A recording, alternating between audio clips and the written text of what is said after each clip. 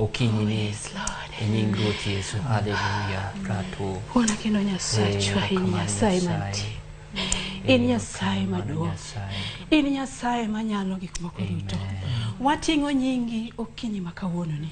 Ka wacho ni in kendi ema iromo a Nyasaye. Odiochieng' makawuono ni Jehova wakwayi mondo iparwa kendo Nyasaye. In Nyasaye ma jaduok geno Jehova. Akwayi ni duoke geno kuonde maonge geno a Jehova. Pare mon ma iwak a Nyasaye. Nitie mon makadho e gigo matek. Nitie mon maonge nyithindo a Nyasaye. Kawuono kaka kawuono no odiochieng' marwa ma Women's Day. Yue pi wangwa a Nyasaye. Yue pi wangwa a Jehova. Pare miere a Nyasaye. Nitie ji ma ywak ne nyithindgi okinyi gotieno mondo mi pargi a Nyasaye. Parwa kendo. Parwa piny ma Nyanza kendo a Nyasaye. Pare yawuotwa. Pare nyiwa. Pare wuonewa a Jehova. Pare minewa Jehova maduong'. Ilochnwa kendo Jehova. Hallelujah. E nying Yesu Kristo walamo. Amen. Ogore Nyasaye kamano. Hallelujah. Nyasaye mondo parwa. Nyasaye mondo parwa. Onge machalo kode. Amen. Nyasaye ma jaduok geno. Woduoke geno kamoro kawuono. Amen. Erokamano e Millie. Erokamano Nyasaye mondo gwedhi kuom mano mabende itimono odiochieng' ma kawuono kae nikech igwedhowa. Moloyo kendo igwedhowa kabisa. Aparo ni Jilo nitiere e Facebook kacha Jilo. Wan kacha live. Ramogi TV wan kacha. Aneno kanyo ka Rose Waga wacho ni wan kanyo. Jaramba Lawiso kachel kanyo kod Alphonse Odhiambo, Regan Kowino, Duncan Nyamesi, mago joma wacho ni gin kodwa e chenro ni mar injili kalo. Amen. Wafwano duto. Amen. Millie, asefo yuni tire kaka style moro maneno kagima mamari. Koso kamae kaka Nyasaye osebedo kwa mi wendegi koso ango matimore nikech ang'iyo ga ni seche moko kaluo wane wahero miel. Kabisa. Tire muolo moro ma wende nigo. An ng'enyne Nyasaye miya wende mag worship.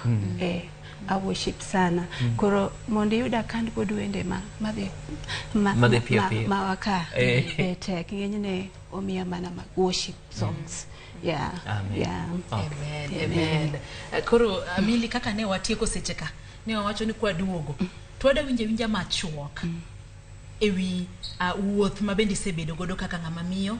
E ministry mabende Nyasaye oseketie nebe. Bende nyalo loso kodwa mana matin ng'ama miyo mabende samoro nitie kamoro sani odwaro ng'eyo ni e wuoth mabende samoro achako ni samoro koreko chako samoro koreko donje ode kacha samoro koreko chako bedo kod nyithindo osebedo nade to nego bed nade to ge ministry mabende in godo kaka isebedo kiketo gi kanyakla mondo med tiyo ne Nyasaye motegno. Mana inyalo loso kodwa taparo ni kiloso to kamera ni ming'ia mondo ilose gi ng'ama miyo kimiye sigandi matin to gi kako nyalo bedo. Okay, gima nyalo wacho ni ng'ama miyo ni marriage en gima ber kendo en gima sweet, gima mit. Yes. Kochake kuom Yesu Kristo. Ka foundation mare ichake kuom Yesu Kristo. Ka gimora mora mikale kata yuak mora mikale kata tem mora mikale iringo kuom Yesu. Nitie samoro ma wan dhano waringo kuom dhano. Maybe gimoro matino timira na an Millie ka mondo ringe tim salaba ngis Jehova to koro wach ni aketo ni. Marriage ni Jehova neno ka wakadhe gimoro 1 2 3 ma ok ber. Ka mondo waring wateru wache tim salaba yuak ni Yesu. To samoro yudo ka waringo wadhi kuonde ma ok ber. Koro mana kaka na chako marriage ber, marriage mate, to mana ka en kuom Yesu Kristo. Okanyal wacho ni ni oyot.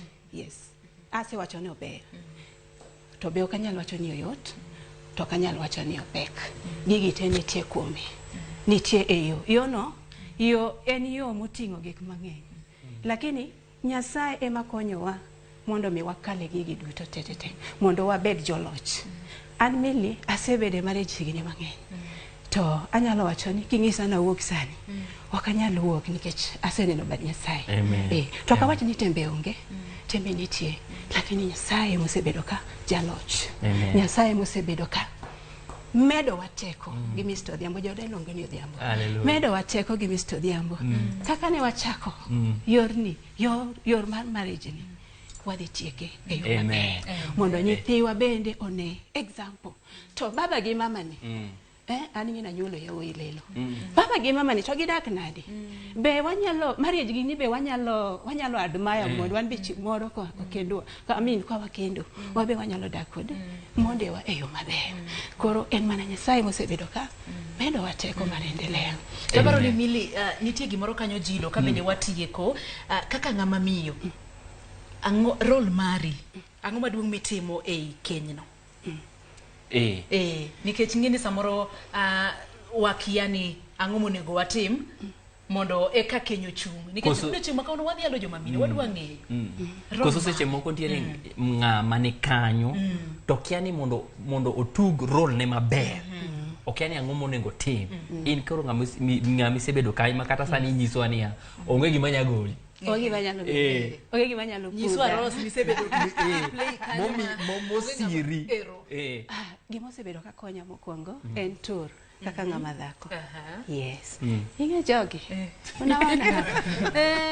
Gera tur. Yes. Ibolori. Yes. Ibolori nikech enye wich. Yes. Bedinge dichuo ma okendi no enye wich. Koro tie samoro mabe gibedo malo mineno ni kosa to mare. Lakini gise konya mondo abed gi chuny mar tur. Koro tur osebedo ka konya gi kusamehe. Unaona kusamehe. Iweyo wach. Lakini kitinge gima notimre 20s ju 18 body maki ingeni won ngani gima nitimo na gima nitimo na kimako gik machal kamago hera biro rume e odini to nikech era korumo tango mantie donge onge ya koro wameda meda je ohera omedo bede utewa wan joma mon wameda tur to molo duto e lamo. Yes. Lamo ema chungo gimora mora. Be makelo nyaka bolruok ne dhako e ot. Amen. Lamo. Joma mine Getur. Kanyo konwoyo tur.